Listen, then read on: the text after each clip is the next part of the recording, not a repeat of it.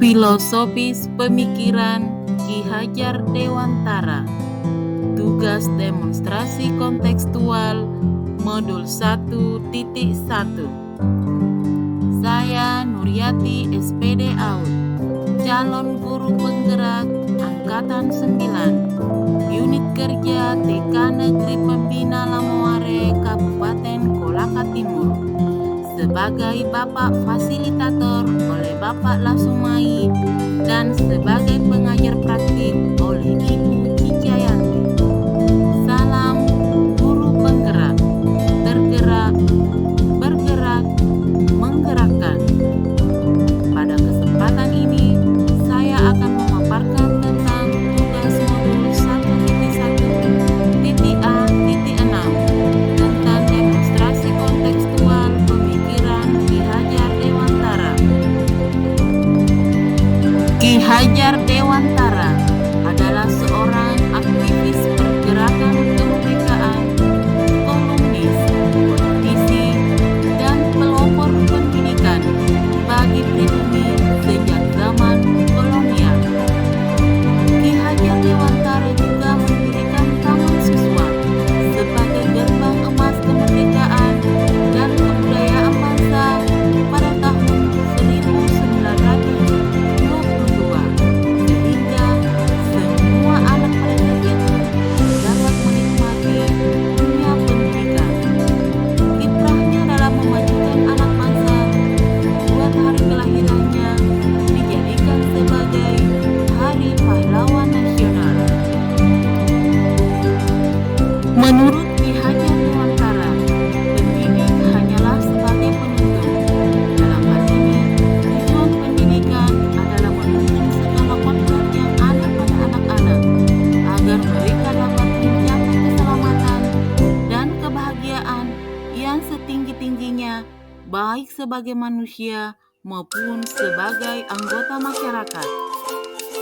Dalam hal ini, pendidik itu hanya dapat menuntun tumbuh atau hidupnya kekuatan kodrat yang ada pada anak-anak agar dapat tumbuh memperbaiki lakunya, bukan dasarnya, hidup dan tumbuhnya kekuatan kodrat pada anak-anak. Pendidik juga diibaratkan sebagai petani dan anak-anak sebagai benih-benih yang akan ditanam, di mana benih tersebut bisa tumbuh dan berkembang dengan baik sesuai dengan harapan jika kita mampu merawat dan mendampinginya dengan sebaik-baiknya. Dalam proses pendidikannya, anak juga diberi kemerdekaan belajar. Jadi tugas kita sebagai pendidik hanyalah menuntun, meneladani, menyemangati, dan mendorong agar peserta didik tidak kehilangan arah dan membahayakan dirinya. Yang kedua, pendidikan sesuai dengan kodrat alam dan kodrat zaman. Dalam melakukan pembaruan terpadu, hendaknya selalu diingat bahwa segala kepentingan anak-anak didik, baik mengenai hidup diri pribadinya maupun kemasyarakatannya, jangan meninggalkan segala kepentingan yang berhubungan dengan kodrat keadaan, baik alam maupun zamannya. Kodrat alam diartikan bahwa pendidikan harus sesuai dengan lingkungan tinggal dan kearifan lokal, sehingga peserta didik dapat mengenali dan mengembangkan kebudayaannya. Kodrat zaman diartikan bahwa pendidikan harus sesuai dengan perspektif global, yakni pendidikan yang sesuai dengan perkembangan zaman, namun tentunya tetap mengedepankan nilai-nilai luhur kebudayaan di mana mereka berada. Yang ketiga adalah pendidikan budi pekerti. Menurut Ki Hajar Dewantara, budi pekerti merupakan perpaduan antara cipta atau kognitif dan karsa atau afektif, sehingga menciptakan karya atau psikomotor. Dalam hal ini, peserta didik diharapkan mampu menyeimbangkan hidup antara cipta dan karsa agar dapat menciptakan sebuah karya.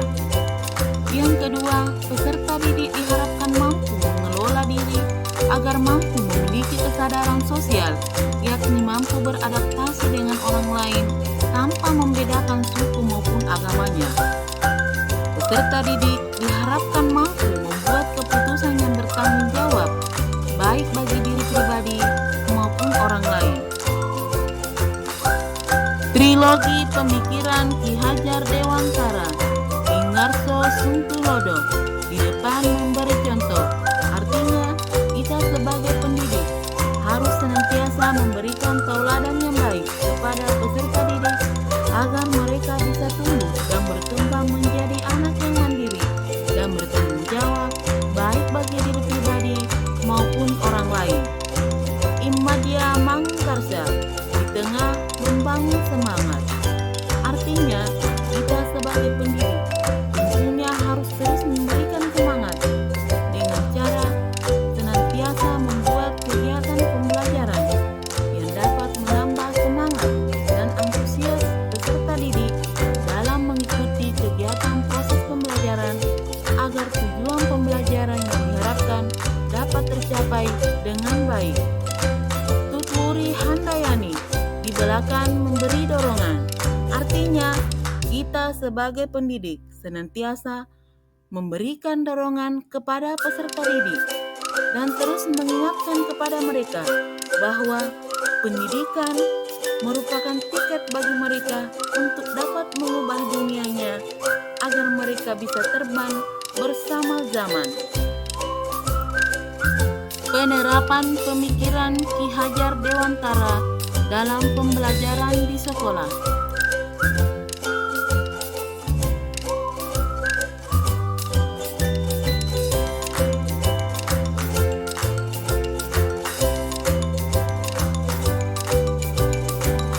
Tantangan penerapan pemikiran Ki Hajar Dewantara dalam kegiatan proses pembelajaran di sekolah, yakni kompetensi pendidik yang masih kurang. Yang kedua, kurangnya kolaborasi dengan rekan sejawat dan orang tua peserta didik dalam membuat program kegiatan pembelajaran. Yang ketiga, kurangnya refleksi diri bagi pendidik. Dan yang keempat, kurangnya kesiapan peserta didik dalam mengikuti setiap program pembelajaran di lingkungan sekolah. Solusi dalam mengatasi tantangan penerapan pemikiran Ki Hajar Dewantara dalam lingkungan sekolah. Yang pertama, senantiasa berupaya untuk mengembangkan diri baik melalui pelatihan ataupun bintek agar kita dapat memperoleh banyak pengalaman dan pemahaman yang baik tentang cara yang tepat dalam membimbing peserta didik. Yang kedua, membuka diri dan berkolaborasi dengan rekan sejawat maupun orang tua peserta didik agar memudahkan bagi pendidik dalam memahami keinginan dan minat peserta didik, sehingga mereka memiliki semangat dan antusias dalam mengikuti kegiatan pembelajaran. Yang ketiga, merefleksi diri secara berkala. Pendidik harus senantiasa merefleksi diri secara berkala agar dapat mengetahui kekurangan yang akan diperbaiki demi peningkatan hasil pembelajaran.